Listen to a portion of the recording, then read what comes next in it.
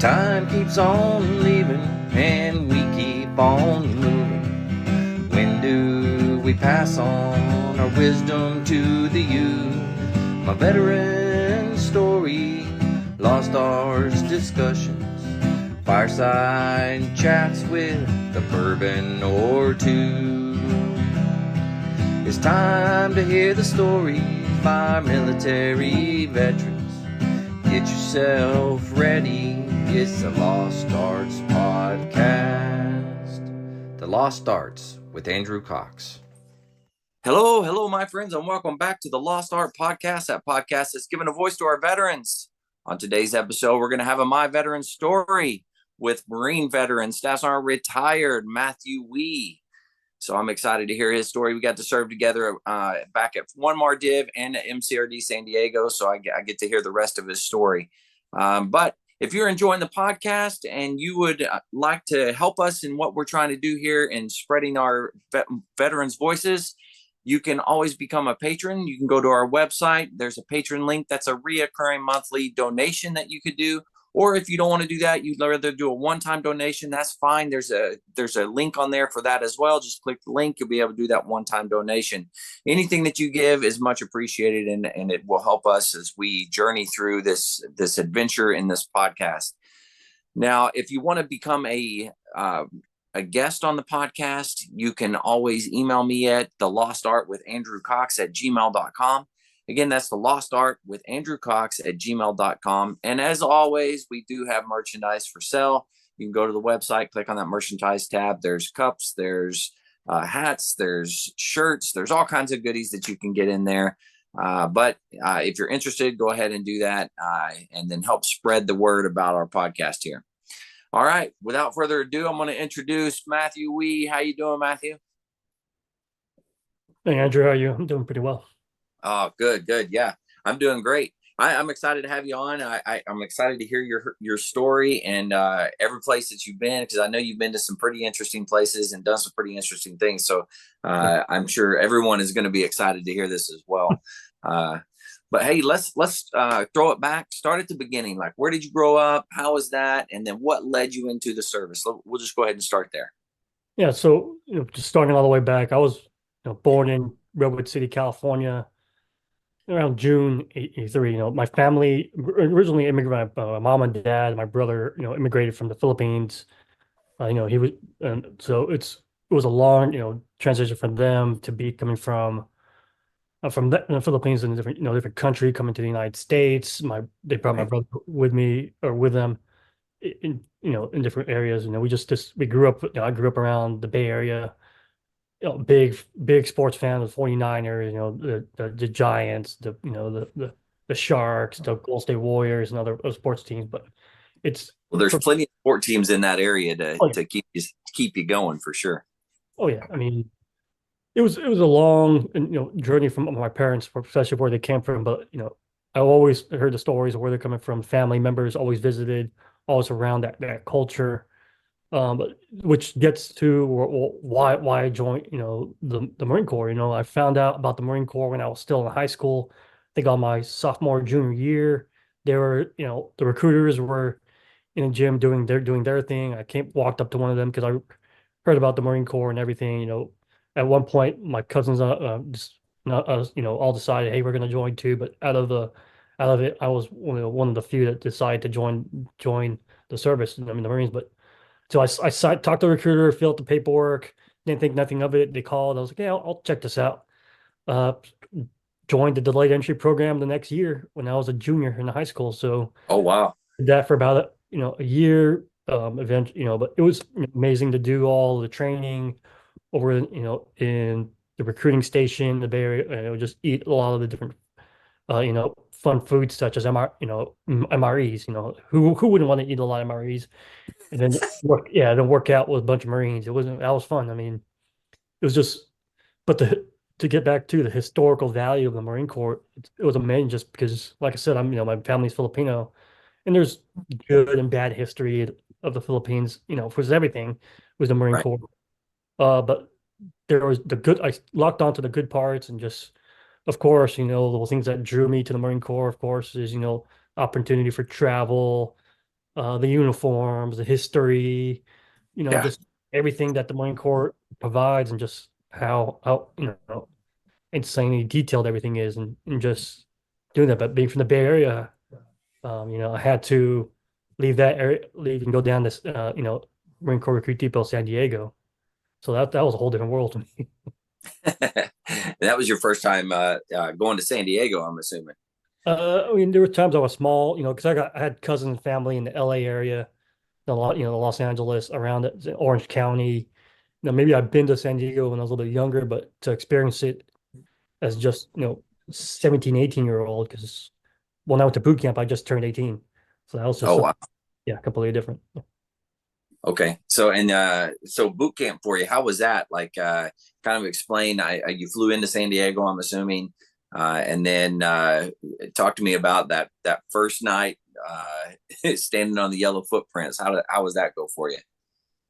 Yeah, so just to paint a picture, so like I went to boot camp in July of 2001. So for those who've been around, you can see where this is going to. Just going, took that plane down to San Diego, got to a place where everybody meets up. If you've all been to San Diego, we're in the airport where they take you and they go to bring you inside the depot itself. It was definitely a weird experience. We were all getting yelled at. We all got pushed in, handed all this stuff that we don't know nothing about, had our heads shaved, if and then put all this different type of uniforms on. But luckily for me, just going back to my childhood, I was able to do the Marine Corps program called the Devil Pups.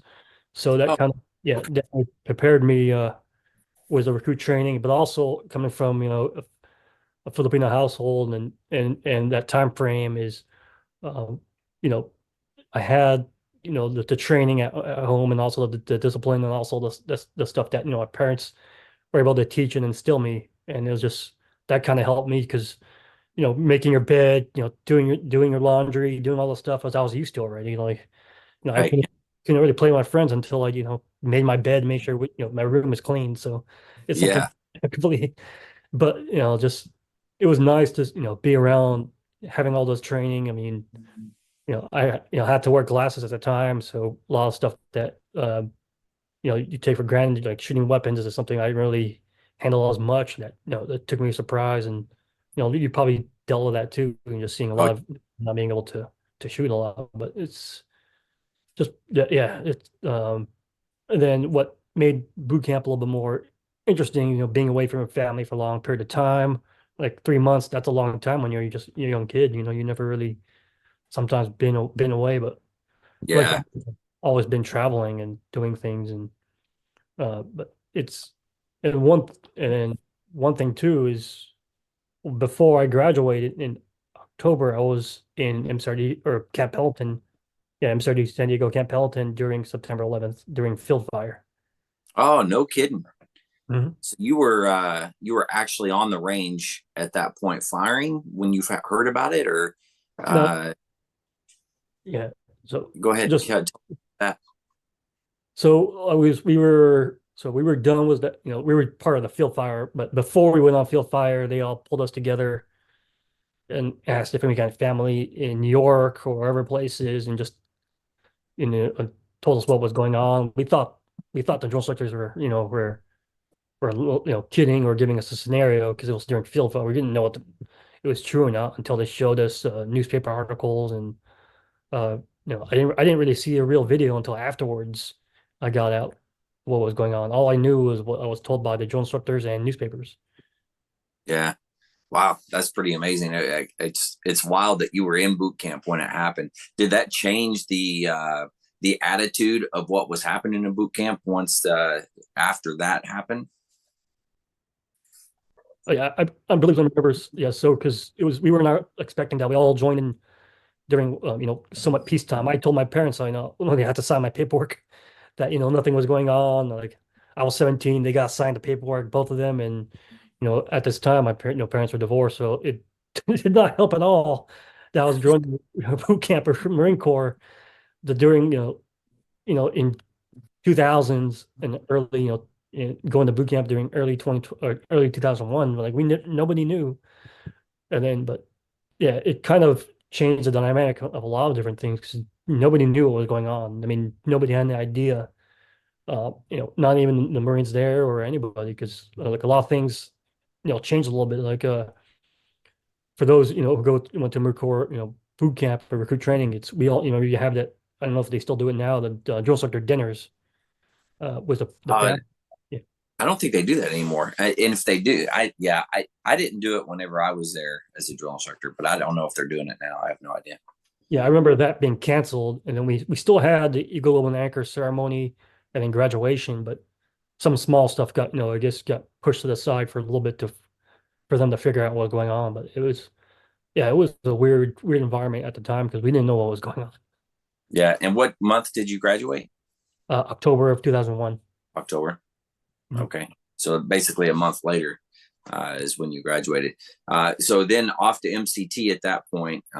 And how was that at MCT? Was that kind of in everyone's mind still? And, because it's all new. We just joined into a war situation. How was MCT for you? Yeah, I mean, it was definitely we talked about it, but then we all didn't require training. I mean, I kind of remember a little bit, but it was being back at Camp Pendleton and being around that environment where I just remember that we were doing our training that's required there. I mean, yeah, it was still a weird time because nobody knew what was going on. Nobody had an idea of what to expect because this was I'm sure there was a lot more going on, with different organizations in this in the Marine Corps at the time. But honestly, for this one, I just remember, doing the training. It was definitely a weird, still a Yeah, weird time coming back from leave and just coming back to an environment. But I uh, mean, yeah, I can see that for sure. Now, after MCT, where was it that you went? Because you had to go to your MOS school. Where was that at? yeah. So I had to leave the confines of the sunny San Diego, and when I was in the Bay Area, Camp Pendleton, and go all the way to Camp Camp Johnson, North Carolina, where I did my training, my personal administration training. Mm-hmm. So at this time, I mean, yeah, I don't really didn't really have much experience in the North Carolina area. Yeah, that's a big difference from California to North Carolina for sure. Uh, how long was your school? Between like it was only normally between 2 to 3 months, but then we had that New Year break, the Christmas and New Year break holidays. Okay. Now, did you go? Were you able to go home during that break, or how did that work for you? Yeah, I was actually able to go home.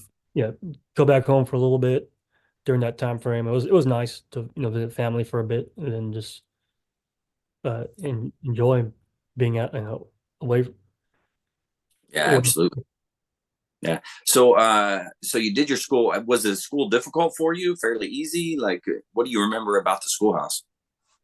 I mean, I still remember a lot of it too. Like we did the standard Marine Corps stuff, marched there, did the PT, all the stuff. But when it came to the actual training for me, it was relatively a little bit middle for me because I knew how to type, I knew how to do all that stuff, and then researching and then trying to figure things out was something that I was still good at the time. I was just still it was just understanding how that systems worked and just still being brand new Marine, just still trying to being figure everything out and having friends, but still trying to understand the systems to because of course everything it was comprehensive. The computers were systems were still kind of newish.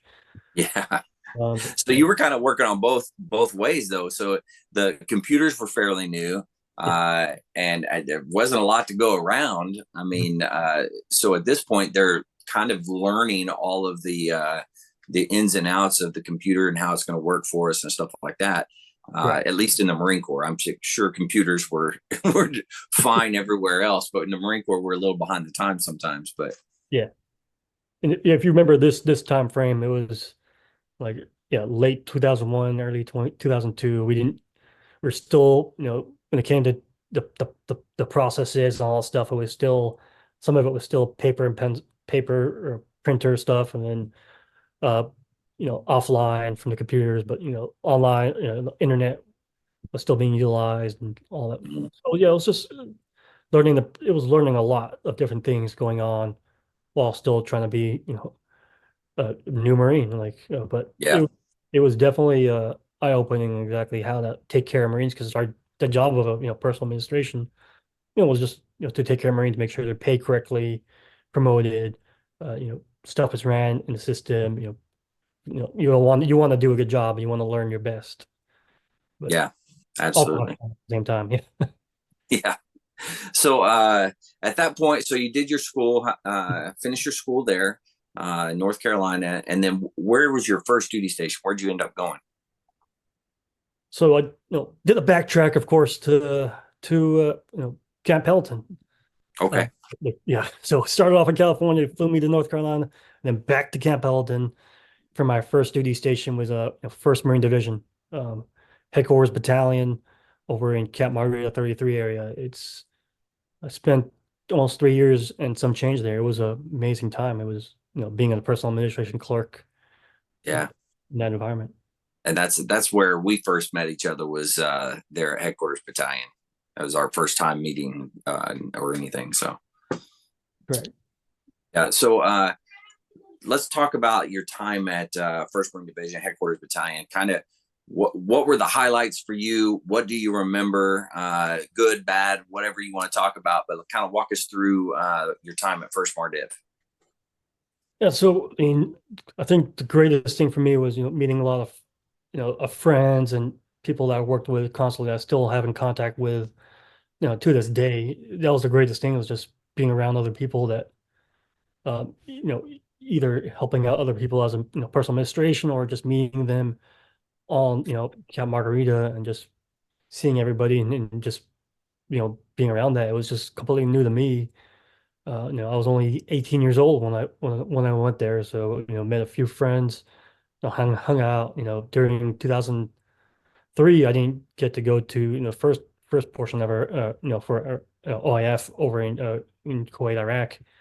So I did stay behind and helped out in the guard force on 33 area. So I was part of that where we did a lot of making sure everything was secure, raised the flag, but supported Camp Margarita in a way that to make it secure for everybody. I mean, it was, but doing that and also taking care of people in different ways, and it was amazing how how much stuff you can learn.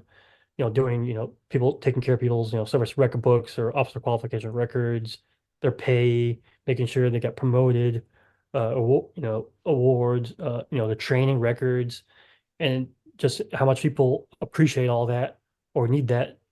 If it's not done correctly, then who knows what's going to happen? How was their with their own their own career? But I definitely played a part in you know the good and the bad sometimes of Yeah, people's career because you're still young, you make some mistakes, and there's certain things. So it's consequences to mistakes with those, oh yeah, especially with pay. I know from my standpoint is your admin guy is either great, your admin guy is not, and man, you hope for the best because once your pay gets messed up, everybody gets mad. So I'm sure you got a lot of from time to time people coming in griping at you and stuff like that. I'm sure that was a challenge for you as you're growing through your Marine Corps career. oh yeah, definitely, especially when I was a I think I was a lance corporal at the time when the law when you just started, or PFC when I got there, and then lance corporal soon enough. But you have to deal with a lot of different ranks above you from at the time. When you're at those ranks, corporal and sergeant are the biggest things in the world. So when you begin, you never want to make the mistake and disappoint them, and then all of a sudden you have staff and COs or commissioned officers or warrant officers coming in. They have certain problems. Like your mind is blown, especially at those ranks, because you have no idea how to react or how to say things, but you're trying to figure out in your mind how to do it. But you're there to take care of them and make sure their career or make sure their families are taken care of. Because, like you said, it's some of the mistakes that was done. It's definitely a life changer when they can't pay their bills. Yeah, We're very not true. Yeah. So so you didn't go with for the very first like the invasion of Iraq, right? Correct. So you stayed back, and then once that those Marines started transitioning back into garrison right there at 33 area, how was that transition for you? Like, was there a lot of administrative type of things that you had to do for those Marines? Was it a busy time? How did that work out for you? Oh yeah, it was definitely a busy time. We, learned exactly during and before the deployment what entitlements for the to run, like you're, the extra pay, the extra stuff, awards and all that stuff. But trying to take care of that in the back end, trying to make sure that's perfect. And while they were deployed, for those of us who were in the rear, we were still taking a lot of different things to be ran in the system. Utilizing a growing system. Like what we called unit diary and manpower, systems.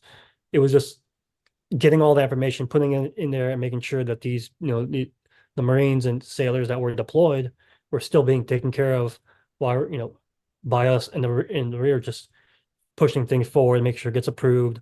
When they come back, filling out, different forms or different things, making sure, and then stopping the extra pay, making so they won't get overpaid, but also Yeah. awards and stuff like that for this, for the Marines and, and sailors, but also just trying to, help them out in terms of providing different services that that we could do in the pack and point them in the right direction. But it was just, just taking care of these Marines who were gone for, 6 to 8 months, who it was relatively new for everybody. I mean, especially for those who, were able to go on, 2003. It was just, but we did our best, taking care of the Marines and sailors who, you know, came back and just getting their stuff ran correctly, as best as we can, learning all the new codes, all the stuff that was going on that, administration wise, that was, yeah, still brand new to all of us. I could definitely see how that would definitely be challenging, especially. I mean, we hadn't been to war for a hot minute, so all those new entitlements and different things. So it's new to the individuals that are going, and new to you on the admin side as well. And it's just something that isn't normally done on a regular basis, right? Now, granted, from then until just recently, I mean, a lot of individuals going to war, so your admin guys are going to know a lot of that stuff. But at that point, you were kind of learning it all. You're kind of ground zero for all of that type of stuff. So I mean, from what I saw, you guys did a fantastic job. I never had Marines that I saw coming back, never really had any issues. So you guys did what you were supposed to do. Appreciate that. So okay, so they came back, and then it was okay. Now it's time to gear up. They're going to go back out to Iraq at this point, with First Mardiv. So, and you went on that deployment. So how was the deployment? How was the workup? How was all that stuff for you, as the administrative side? Well, both the administrative and the deployment aspect of it. Yeah, so I mean, yeah, I enjoyed being back in the rear, helping everybody out. But honestly, it was rough because I wanted to be out there, as most Marines do. We don't want to be stuck behind, but we still had our own duties to do. But when I had the opportunity, I made sure I had the opportunity to go. I definitely, contacted talked to my leadership, and they were able to, bring me on this trip. So definitely helped out with, logistics in the beginning, making sure we had the right equipment, for for our team that went out there.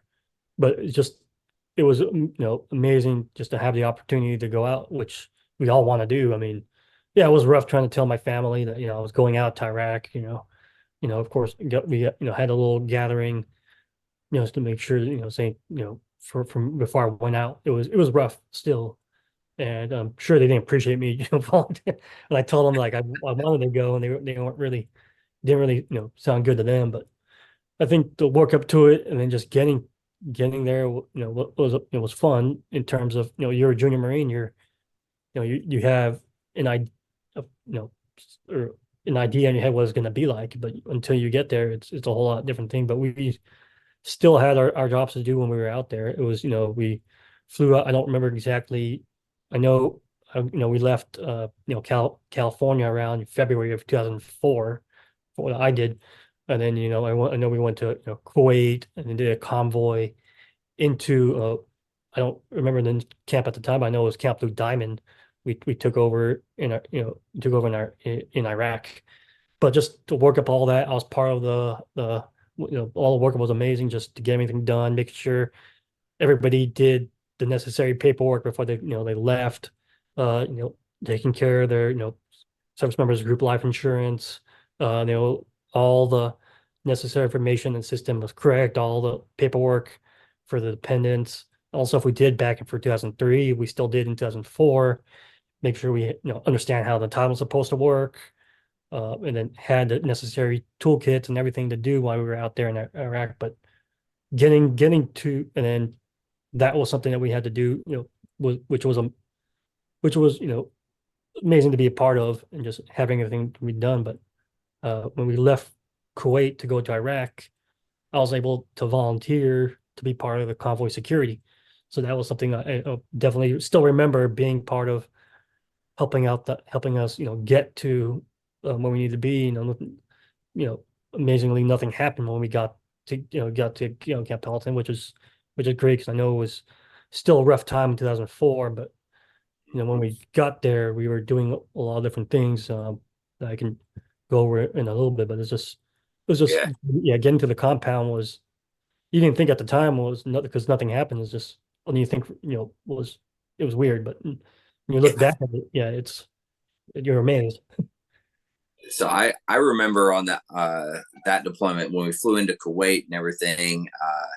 I couldn't believe how cold that it was in Iraq. I just remember freezing my butt off, especially if you had to stand post at night or anything like that. And the convoy up from was it Kuwait to Ramadi? Oh my God, this is the coldest I've ever been in my life. It was horrible. I don't know why, but for whatever reason, that just man that stuck in my mind for sure. How cold it was. I don't know if you felt the same, but whew, it was a rough go for me. I probably felt a little bit, but I guess I was so used to cold anyway, coming from the Bay and being in California or being from around that type of weather. But yeah, it's still it's still weird being in Kuwait, seeing how things were in those tents, and just amazed where you're at. But Oh yeah. So once we convoyed up to Ramadi, right?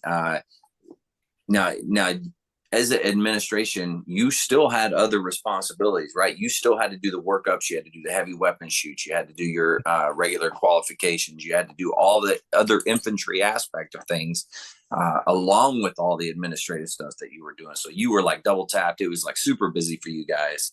And then you get to Blue Diamond there in Ramadi.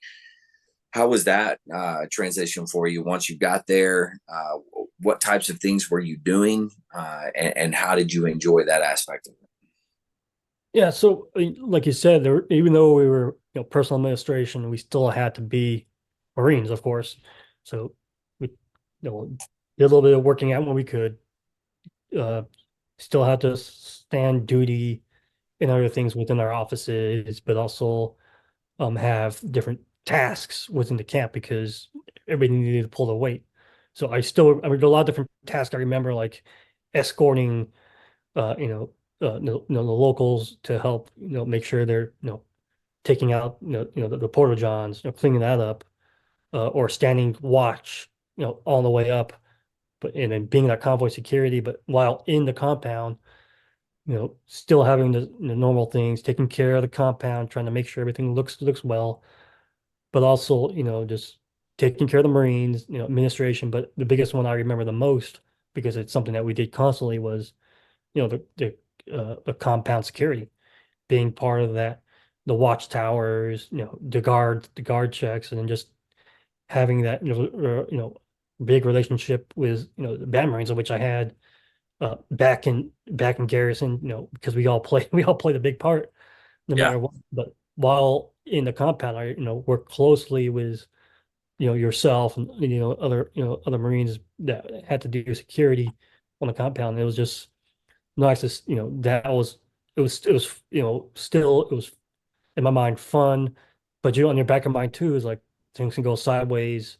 You never know what's going to happen, but you still had a job to do every day of being a Marine, taking care of the compound, doing that security, taking care of the Marines while there, making sure stuff gets ran, stuff gets changed, and always taking care of the Marines first. Like that's my mindset I had was just making sure the Marines, and sailors were, and some of the soldiers, just get taken care of and pointed in the right direction that they're doing well. I mean, Yeah, it's absolutely.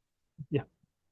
So I remember we got hit with a lot of mortars, a lot of rockets, and those types of things. And I know that's, at least for me personally, that has done some, I don't want to say damage. That's not the right word, but, uh, you know, I definitely have memories of that. And, even today, I still have memories of that weren't necessarily pleasant. Did you have, did you deal with a lot of that as well, from your side? Oh yeah, I mean, definitely. Like one of the Marines I work with, you know, a lot. She got Purple Heart because of the mortar attacks. When she was there. So I remember that and the stories around that. But I think like you, one that actually remember during that deployment is if you knew at the time, Gunnery Sergeant Sean Lane. Hmm. That was something that I still remember and then look back, sometimes to remember, sometimes my mind goes over the place and I'll forget the name but I still remember the location, the communications compound where, been to a few times. And there were a few other Marines too, for some, fortunately I can't remember the names there, but I know some of them are injured. Hmm. I know the people I met too that came in, did some convoy securities, but that one kind of hits the most because it was in our compound. It was in our area where we've been at, and then some of the locations where the mortars hit. Uh, like you were probably there. Like same thing with me. Like walked around there, all of a sudden mortar, but I wasn't around during that time frame. And but you never know. And then just having that happen, going to the ceremony, making because I remember talking with the gunnery sergeant when for certain admin things and stuff like that, taking care of it in the back end. But it was just that's still something that you think about a little bit all the time when you think about that deployment. But it's always there. But then just dealing with that and then remembering that you're on these guard towers still and this is going on, and then just the craziness of what's going on is also I got to do one little task outside the wire, which I didn't get to didn't do a lot, but you at the time you want to do as much as you can, but stuff like that Yeah. happened. You got hit all, it's crazy thinking about it. Yeah, I'd be curious to see how many actual like attacks that we had with mortar and those types of things. I think for a long time it felt like it was every single day, multiple times a day. I mean, it got a little hairy every now and again.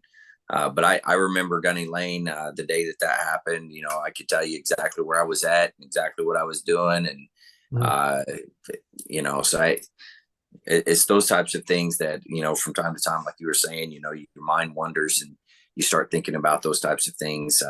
So it definitely weighs heavy on you from time to time.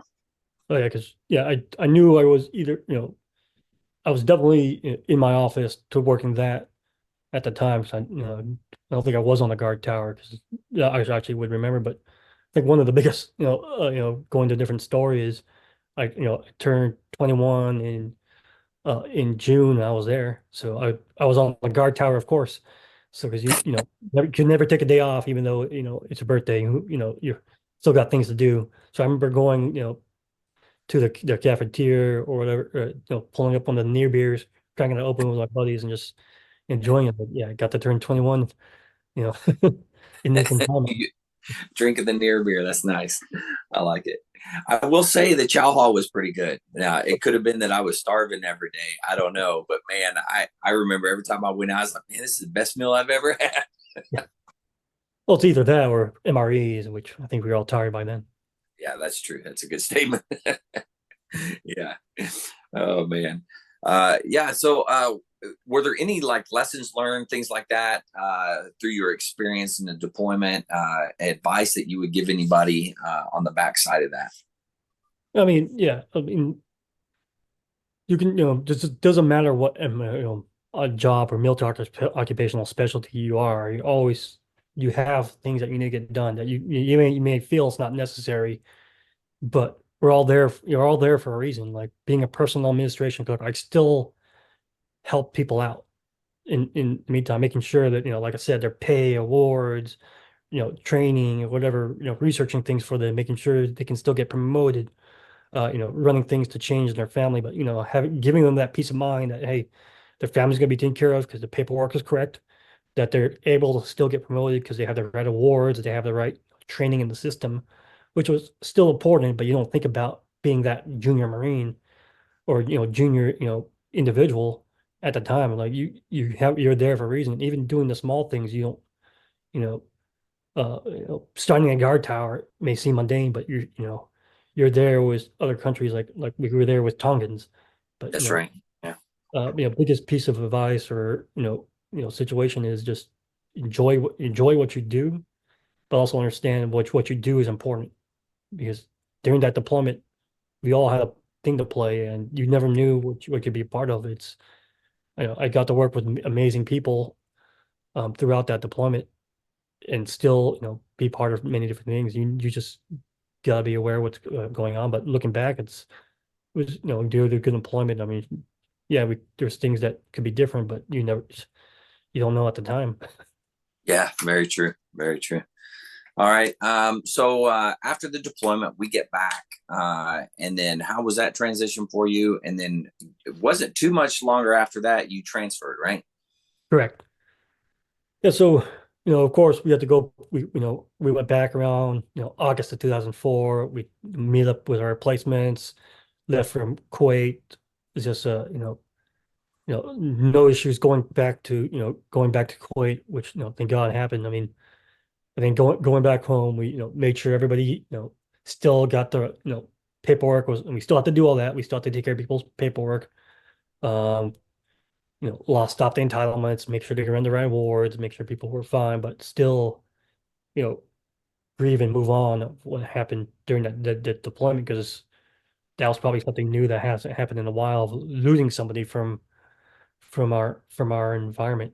Those relatively still new, but there were still Marines out there still in the headquarters battalion family that was out there deployed. That's Uh, right. yeah. Yeah. So, a couple months, I think it was a month or something. Yeah, probably a month or two. Finally got, I got moved with a corporal. Got my good conduct medal. That was nice. Got, Very good. Now, got were to, you still at the division when they did the big memorial service out on, was it Getchy Field, I think? But they had the whole division out there, and then they had like all the rifles lined up and stuff like that. Were you part of that ceremony? I believe so. I remember going up the hill because I know one of my buddies was, I think was part of that. But yeah, I I definitely remember that. It was long. I think it was before 2005, right? Or If I'm not mistaken. Yeah, I can't remember exactly when it was. I just remember us doing it. It was when the entire, well, all of the division came back from that second deployment. They did the ceremony on the big field, and they had all the different battalions and stuff lined up out there. And I remember General Mattis. He came on and told us all before this, like the day before, he's like, nobody cries. Nobody cries when you're out there in the ceremony. He said, once the ceremony's over, you can cry. He's like, but don't do it in the formation. Just wait till after. And I remember that was some of the hardest, man. And I've been through a lot of memorial service. I've been through, being in the band, you see a lot of that. But that for me was tough. Uh, Man, I look back on that and I'm like, I don't know how I made it through the ceremony. But it was definitely an interesting time. yeah, I definitely probably was there, but I probably either remember a little bit of it because it was during my transition to different things going on. But it Right. was, but we still, yeah, that was rough too, just coming back and having to deal with all that going on. I mean, like you said, we had no idea what to expect, and then we just trying to do what was necessary. But yeah, I didn't leave Camp Pendleton until I think May 2005. Okay. Yeah. Right on. And then when you left Pendleton, where did you go? You went down MCRD? Yes. So immediately, because I reenlisted, got the opportunity to stay in. Had to uh, beat one of my friends who was trying to stay reenlist in the same West, but he switched over to another one. I stayed in the admin field, went down. My incentive was, I wanted to stay in, in the San Diego area.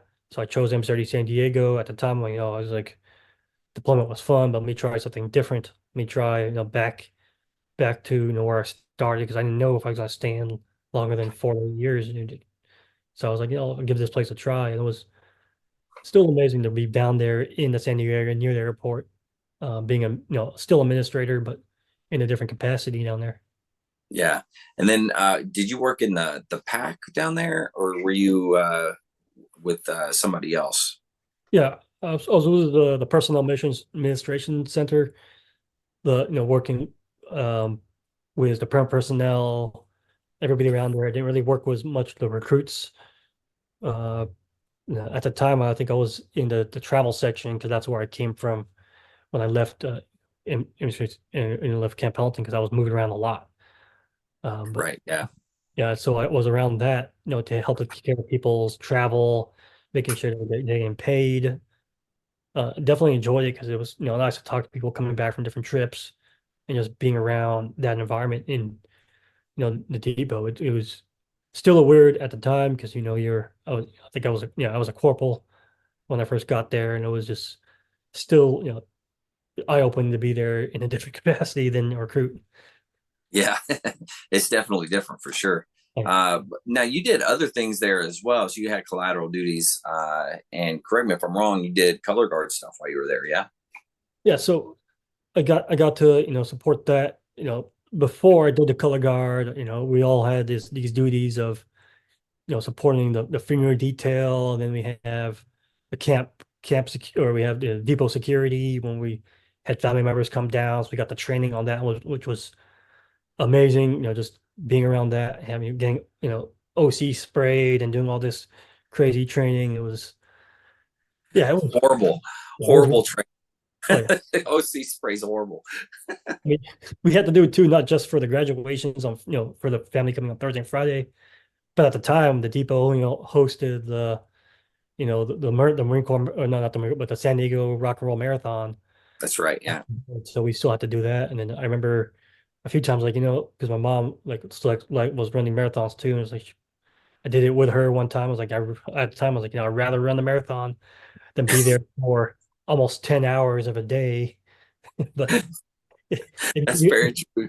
it made you rethink your priorities while you're there, because that was a long, if you remember, it was a long day being around, for that security stuff. But yeah, it was, I mean, other than that, I mean, a few details.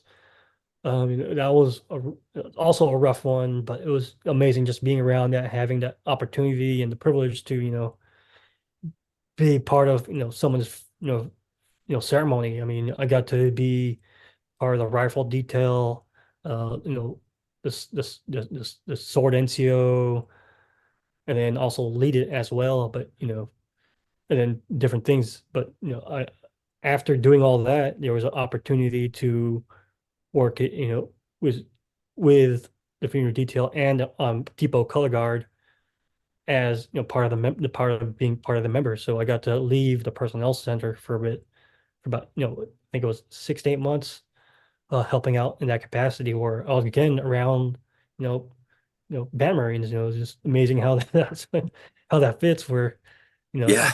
I've been constantly involved with a lot of different people, and then my career in that beginning was Marines from some bands. So it was very fortunate and very coincidental that I remember seeing you there too as well. Yeah. That's right. Many ceremonies together. Yeah. Yeah. So now you did your time on doing funerals, those types of things. How was that for you? Like, was that difficult for you? I know it kind of being in the band, a lot of times doing ceremony after ceremony, it kind of becomes mundane. Did that get that way with you as well, or kind of was it a different beast for you? I, I think for me, I mean, because it was a different base just because it was not something I've been doing my entire career. Just the chance to do it for a little bit, at the time it was great, but even as a young Marine, like you still like to do your job, so it became an adventure sometimes just doing that. But when you get put into charge of it or actually part of the actual detail that controls it, you take a lot of it a little bit seriously or a little bit, it got it was actually fun and adventurous too because yeah, during that time the funeral detail there was I was the one handing out it was definitely handing out the flag to the family members or being part of that, setting it up or getting the phone calls, making sure we're there on time, making sure the the funeral detail Marines were trained properly and exactly what needed to be happening during that ceremony. So we were always in that hall or a practice field trying to make sure it was done correctly to give the best possible service. Same thing was the color guard. So I was part of the color guard. I was all four different parts of it. Because think I did some color guard before for the company, but during the depot I was left rifleman, right rifleman, you know the the Marine Corps flag, and then the American flag. So I did all the facing movements, learned different techniques. Mm. But it was amazing being utilizing the drill movements and just making sure that we all was in care take care of. But it was good to be a part of that, representing the Marine Corps Recruit Depot in finger detail and color guard because there was many different events on both sides that you remember to this day or you think back to like I did that like because I remember we traveled far for one funeral and it was a lot of it regardless of when they served it was still daunting to be there and seeing what's going on, how the families are grieving, how things are doing and what we were doing because you didn't think much of it. And then same thing was the color guard representing the Debo in different events. um you you take that stuff seriously at the time. Yeah, and it can be humbling as well. Oh yeah. You get to a point, I try to tell all the band Marines and stuff as we're doing this stuff, like, you got to know that what you're doing is important and it's impactful. So even though it's just another job, right? You can't look at it that way. You got to look at that each one of these is important to an individual.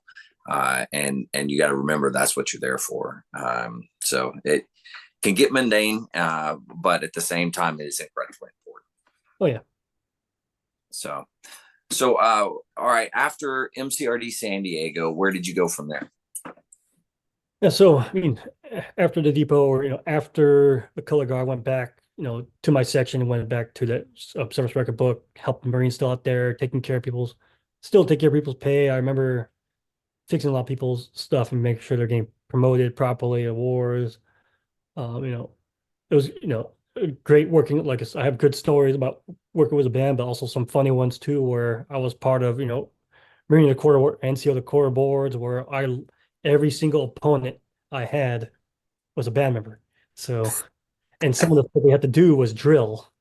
So, Yeah, in the back of my mind, I was like, yeah, I understand drill, but I'm going against somebody who did that, who's done it, doing that for a living. Like, that's and I was great. going against was, still, still friends with her, still friends with her to the day. But it's just funny how, like going up against, her and other band marines is just like wow, I'm going against somebody who does this all the time, and then it was funny, but it was like this is this is this is crazy, but you know, but Very true. Yeah. I mean, yeah, I left the depot around March of 2009, went all the way to training in Virginia Beach, was the Marine Corps Security Forces. So that was, I did that as my, secondary billet. I went down to, did the training there for a few months, but it was in Chesapeake, Virginia. Okay. was learning something completely different. It was still stuff like the guard tower or how to, how to, the deadly force, how to, train and do things being in a team environment. But, a lot of the Marines there were like 0300s going through this program, but I was there as a sergeant at the time, one of the, the senior Marines that they knew about, they didn't really have much experience with, helping them and guiding them where they needed to be. It was some, very different in that world, but still a lot of stuff that I got to learn while I was deployed or working up to it, or even being in M30 San Diego, give me a leg up in terms of what needed to happen. Yeah, very much. So, what types of things you do at security forces? Like, what was your day to day, and then what types of missions and different things did you do? Yeah, so I mean, after the training, I went down to Bahrain in Manama, Bahrain, where I became part of the Marine, became part of the Fleet Anti-Terrorism Security Team Company. I was put in charge of as the as a training NCO.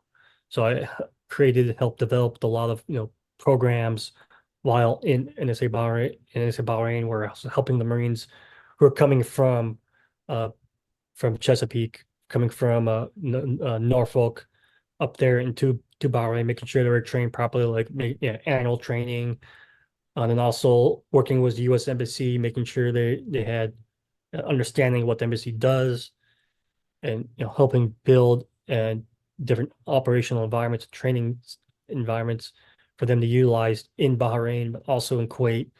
A lot of these, so because a lot of these, a lot of these Marines, still brand new, on their second, I think second deployment kind of, because they went to Cuba first for a few months, and then went over to, they go to Bahrain, Japan, or other places. But while they're in Bahrain, they were, going to Kuwait to get some training done, or going to other different countries in the, in the Central Command area, working with First Marine Expeditionary Force and different operations that push them out. And then it was definitely nice to be part of the Marines learning experience, like doing their creating their training, just being part of that environment. But it was also somewhat weird too, in the sense that there's a lot going on in that particular area.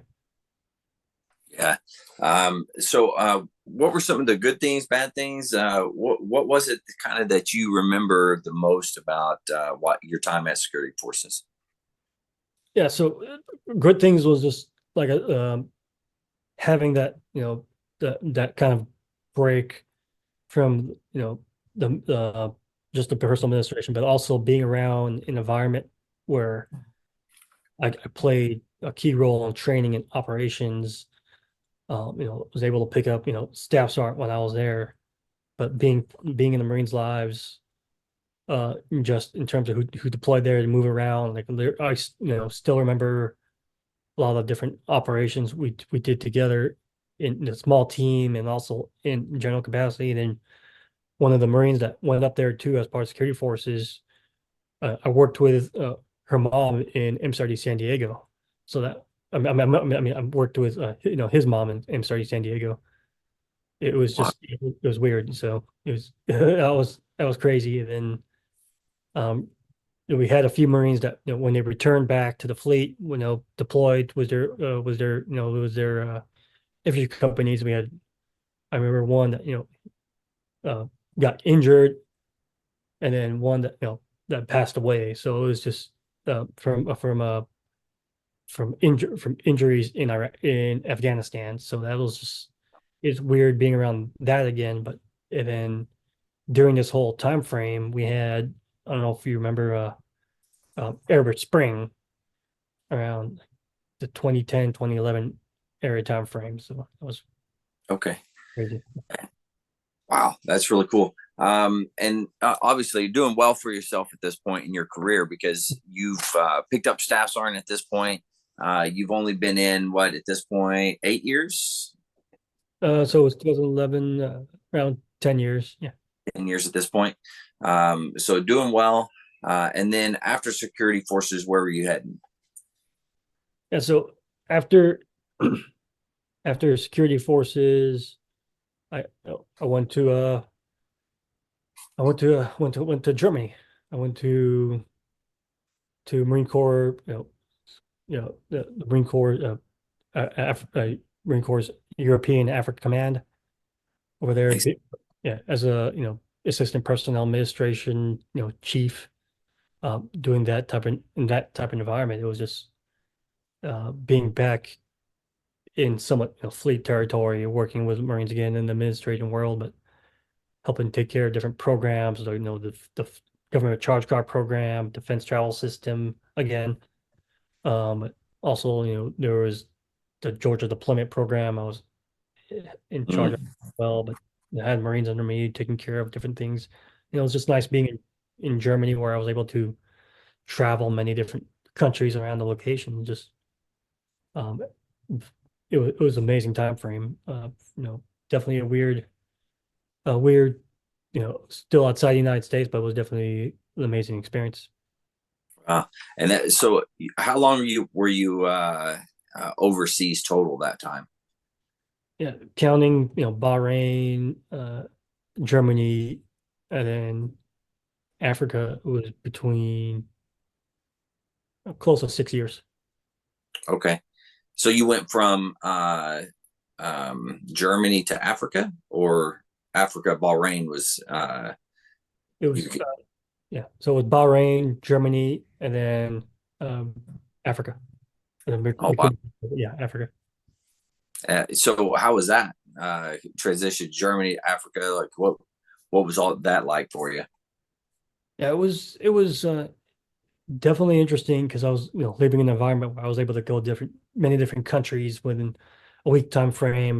Being around big military bases and being I was have everything there and being that that job I was doing was fun. But I think I remember taking this position in Burkina Faso, Africa, just because it was something new. It was just I was supposed to be in Germany for at least 2 to 3 years, but I was only in there for about a year and 3 months. But it was having the opportunity to work in a United States embassy in a foreign country, having that little experience in Bahrain where I got to see it definitely played a big part of me just taking that opportunity as a young staff sergeant, but it was doing security cooperation, foreign affairs, administration within in that weird environment. I mean, it was for me because it was outside the Marine Corps in a sense, where I was one of the few Marines other than the security guards that were at the embassy. Wow. And so how was that? Like I imagine you were kind of on your own little program there. Not a lot of Marines there, minus the security detachment. But like, how was that for you? Oh, it was it was amazing. Got to work with different services and different branches of the DoD, but also different department or different organizations. Like of course the Department of State, USAID, and other ones as well. But it was just my boss in my office was United States Air Force major uh, in the security cooperation office. So it was just me and him, and then a local Burkinabe who had experience there. And then, but in the defense attaché office, who ahead of us a little bit, he was also an army major. And then his staff, there was a few like Air Force personnel and civilians as well, but in the locals. But it was just I was the only Marine within that the defense offices, other than the Marine Corps security guards, where I definitely you know hung out and talked to the staff and SEALs that were there, and then the Marines, making sure helping them out as well, giving you as much advice as I could without stepping on the toe, of the staff and CO, just 'cause being one of the free Marines there, and then just having that experience was tremendously amazing, which changed a little bit of what I wanted to do. Um, Right. Wow. Well, hey, I say at this point, let's wrap this one up. We're gonna have you back for the next episode, so don't go anywhere right now. But it's been great having you on here in this much. I'm excited for part two of this to continue on the rest of your career and then what you're doing now after. So thanks for being on. Thanks for agreeing to do this. It's been a blast from the past, and I'm loving it. So thanks for that. Thank you, and I appreciate it. I'll be coming back for the next portion. All right. Sounds good. All right. To all the listeners out there, thanks for tuning in. And as always, if you're struggling, you need some help, you're having thoughts of hurting yourself, something like that, you can always dial 988 and press option 1. That's going to put you in contact with somebody that's going to be able to help you out and point you in the right direction. If you don't feel comfortable talking on the phone, you'd rather text, you can text 838-255. Again, that's 838-255. And the same thing, somebody there is going to be able to put you in contact. And if you just want to chat online and that's more your speed, then you go to the veteranscrisisline.net. Again, that's veteranscrisisline.net. And there's a chat icon. You can get on there and chat with somebody. Somebody will be there to respond. But one veteran's life loss is one too many. So I know I care about you. I know Matthew cares about you. All the other veterans care about you, and we want what's best for you. So please get the help that you need. All right, Matthew, thanks again for tuning in or for coming on and telling your story. We're going to hit part 2 here in a little while. But to all the listeners out there, stay motivated, change your socks.